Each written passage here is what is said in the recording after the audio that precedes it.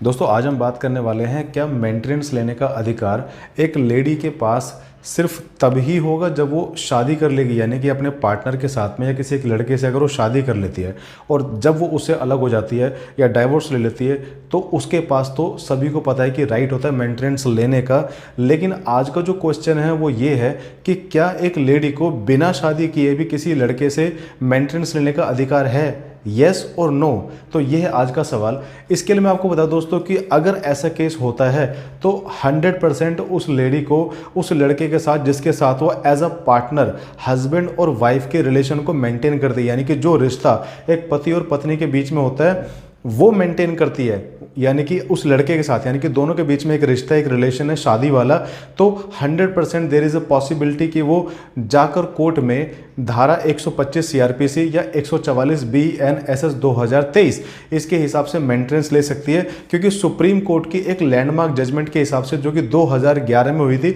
supreme court ने बोला था कि अगर किसी भी रिचुअल के हिसाब से, किसी भी रीति रिवाज या सेरेमनी के हिसाब से अगर हस्बैंड और वाइफ दोनों में एक रिश्ता बनता है और हस्बैंड और वाइफ की तरह दोनों रिलेशन को मेंटेन रखते हैं, जिसमें हस्बैंड जो है पैसे कमाता है और वाइफ उसका घर चलाती है, लेकिन अगर किसी कारण से हस्बैंड उसे छोड़ देता है तो उसके पास बिल्कुल राइट होगा अपने उस हस्बैंड से या पार्टनर से मेंटेनेंस लेने का, चाहे उनकी शादी लीगली हुई है या नहीं हुई है, चाहे उनकी शादी